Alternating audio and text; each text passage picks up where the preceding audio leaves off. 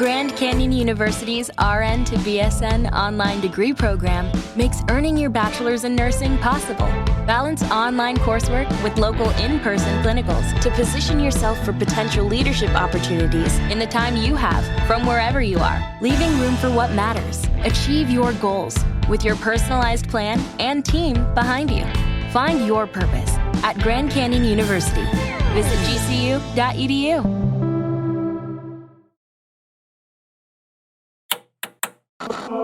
With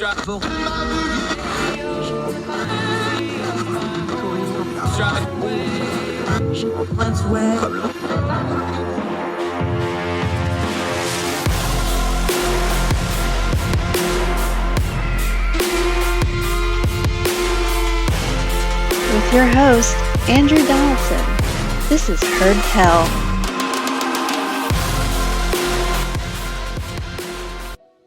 Welcome back to Heard Tell. Let's go down to Australia because we've talked enough about America lately. Our buddy Pavel Pfitzner is back on the program. We're going to talk a little gas prices with him. My friend, how are things down under? They're good. We just had an election, which may or may not change things, but fuel prices are as high as ever. Yeah. Talk about that for a second, because I know America, we have rightly been accused of being a little myopic. We kind of think a lot about ourselves and not a lot about the rest of the world. But the rest of the world is also having the same fuel high prices that we have. Now, normally most of the world, especially Britain, especially Europe, I lived in Germany for years. Fuel was always 3 times higher there than it was in the States. It's not unusual for overseas to have higher fuel prices than us, with the exception of the Middle East. What's it normally like in Australia? Is this really abnormal? Just give people some background on what fuel prices day to day are like in Australia. Yeah. So traditionally before COVID, fuel prices probably would sit around anywhere from like $1.25 to $1.40, maybe $1.50, for premium fuel. And if you live in a rural area, so that's pretty much anything since 2010. Before 2010, the early 2000s, would have fuel for $1 a litre. Currently, though, fuel prices are about $2, $2.20 a litre in some places. They were, about just as high a couple of months ago when we had even higher taxes on fuel. So it's definitely unusual in Australia. Now, your government did something that our government has hinted at, except our folks kind of started decrying it right off the bat, and they dropped it because we're in an election year and they don't want to do anything too controversial. They started fiddling around with gas taxes. Let folks know, how does the gas tax work in Australia? Here in America, that's usually money for things like infrastructure and stuff. It becomes kind of a slush fund for infrastructure projects, that sort of thing. How's the gas tax work there, and what was the proposal to half it and the effect there? Yeah. So, I guess we raise fuel taxes for the same reasons. They're meant to be spent on infrastructure and roads and things like that. Obviously, not always is that money spent on roads and infrastructure. It's quite a difference between what's raised and what's spent. But the way we raise our fuel taxes normally is it's raised per litre and not on the actual value of the fuel. So at the moment, before they cut the taxes, it was 44 cents per litre, and it would go up with CPI, so inflation. Every year they would revise the number, and that fuel tax would go up. And then there are a whole bunch of other taxes, including GST, that we pay on top of fuel tax sometimes, and then truckers will also have to pay an additional road charge on their fuel because of the extra damage they do to the roads. But that's pretty much how it works in Australia. Now, the problem here, and you are writing in Spectator Australia version. We have, of course, an England and American versions of Spectator. You wrote, though, that part of the problem here is when you start fiddling with the gas taxes, especially halving it, a real big numbers swing.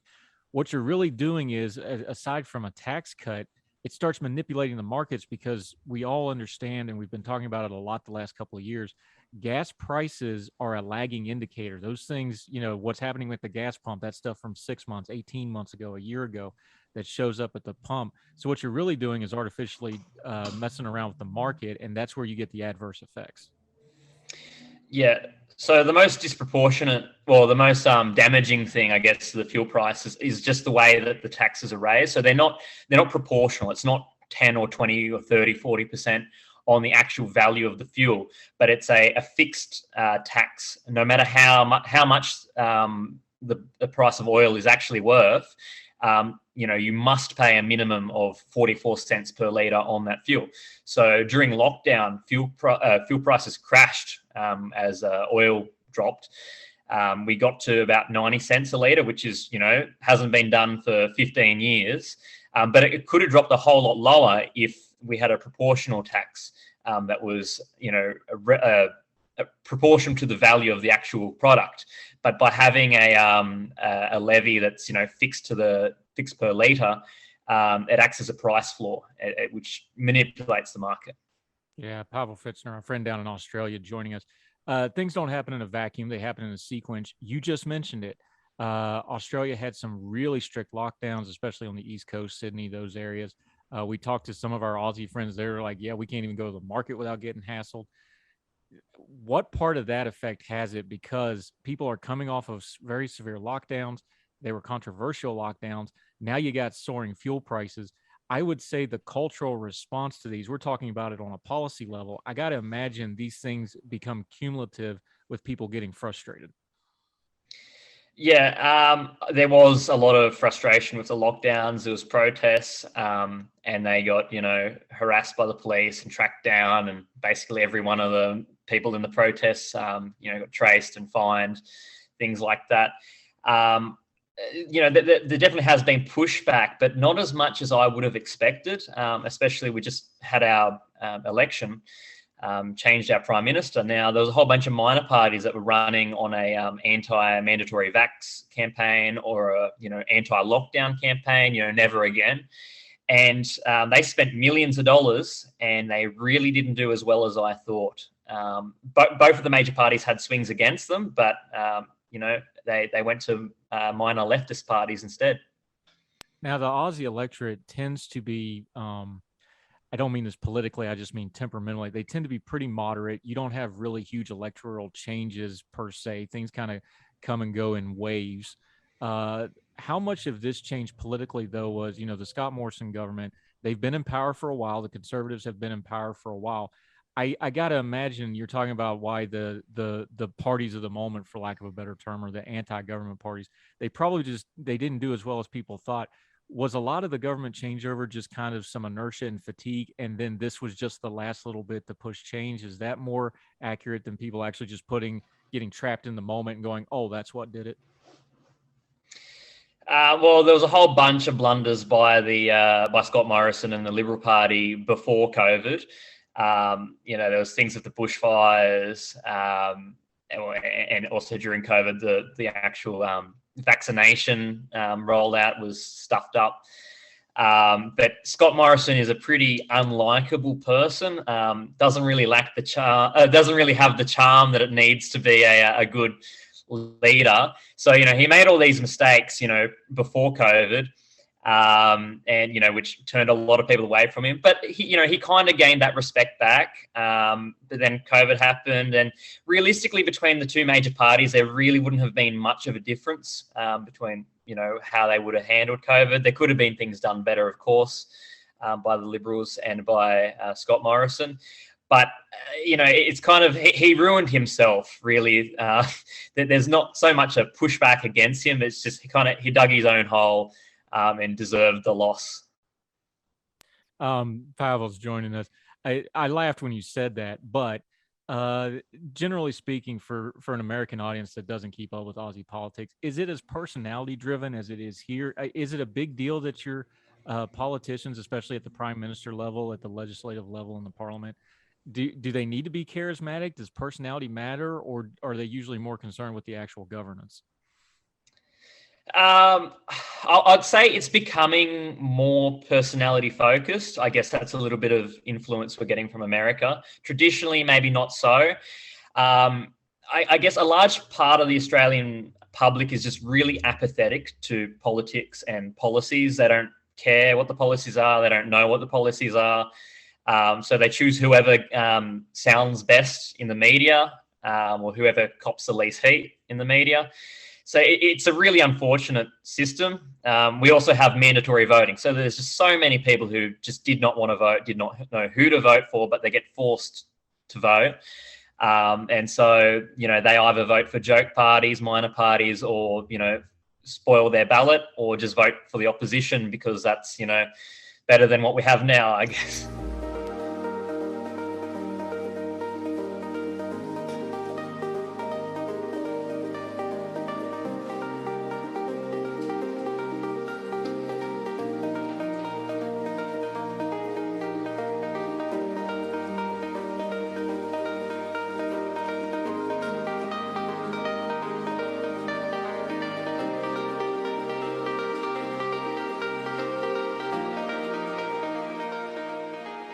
See, this is fascinating. Pavel's joining us from Australia because people here in America sometimes talk about mandatory voting, but you're there, you guys experience, is it your experience that the mandatory voting actually adds to the apathy as opposed to maybe doing away with it, which is the argument of like, well, if everybody votes, there'll be more participation. You can't legislate people's hearts and minds, can you? Yeah, that's right. I don't know that. Yeah, I think it does add to the apathy. I just know so many people who they admit themselves that, look, I don't think people like me should vote. I'm not interested in it. Why, am I going there to vote for a party that I have no idea what they stand for? You would think that by making voting mandatory, we would encourage the public to follow politics and understand it, but that's really not the case. Just so few people in Australia actually care. So maybe it is better off leaving it to people who truly do want to vote. How much of that is a cultural thing? Because the stereotype of the Australian to the wider world is it's a lot more laid back than other parts of the country. You enjoy yourself. You like to have a good time. There's, plenty of outdoor stuff. That's the stereotype. Does that play out in the politics when you're talking about the apathy, though? Yeah, I think so. That's, I guess the Australian public, she'll be right, mate. That's what they say. They just want to relax. As long as no one messes with them directly, they really don't care what happens. So that laid back personality is a double-edged sword. Of course, we live generally stress-free lives and have a lot of fun. But when it comes to politics, it can hurt us because we're not actually paying attention, and then might elect a party that doesn't have your best interests at heart. Yeah. Pavel's joining us from Australia, in case you couldn't tell by the accent. Since we're on the topic, one of those things that has started to creep up in the Australian public and their politics specifically has really had to start paying attention to is even though you're an island nation and an island continent, no nation's really an island in this global economy. There's real issues going on globally that are really sucking Australia in. Obviously, China is a huge one with trade. Australia's what we call the Quad agreement of allies. That's becoming a thing. India is a major thing that's starting to affect Australia. Australia seems to be getting more and more pulled into world events, whether they really like it or not. Does it feel that way there as well? Well, definitely. I think half of the reason is that we actually want to be in these events. Typically, the Australian government wants to promote ourselves on the world stage. We do punch above our weight.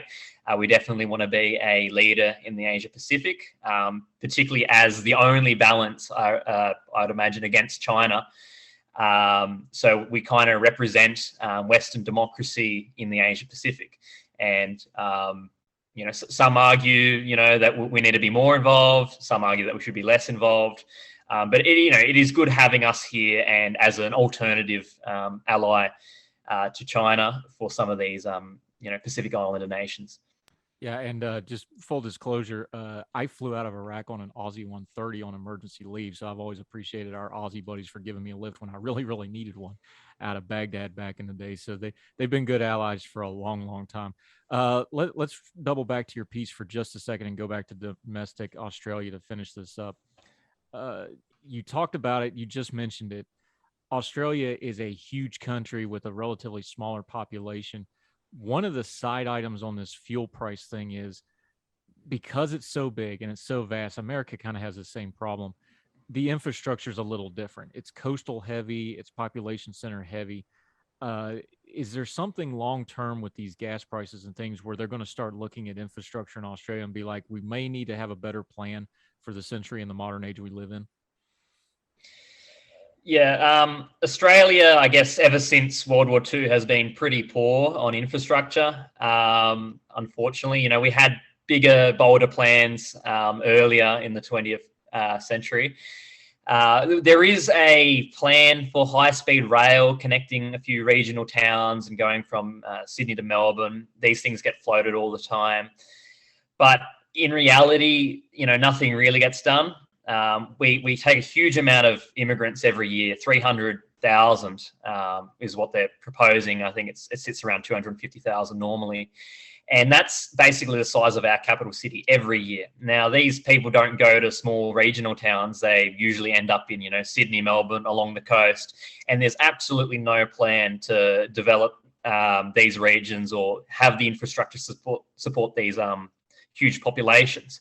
We've got 95% of our population on this very small area along the coast, and it's just unsustainable. We need to have a plan to promote more people living in regional areas and spreading out our population, because we just can't have a city like Sydney just growing to 6-7 million while there are towns out there shrinking and dying.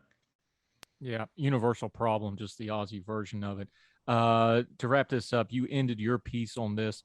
Obviously, fuel prices play into other political and cultural things like cost of living. Like you just said, immigration's an issue in Australia. Even though you have very strict immigration laws, it's still a factor because of your smaller population. You say this gas thing's got about a 6-month window before it's got to be reviewed.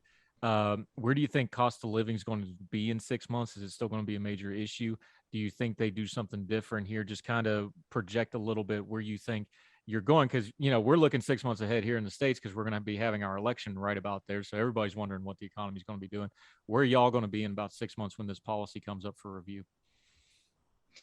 Yeah, so our inflation probably isn't as bad as America right now. So we're sitting at about 6% inflation expected by the end of the year. But the cost of living is rising, and there's been a lot of discussion and debate during the election that centered around cost of living. I guess was probably the core issue for most people, other than climate change.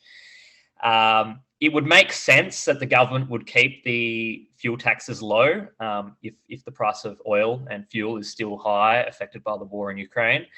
But as we know, we've just elected a Labor government, who are, I guess, the Democrats of Australia.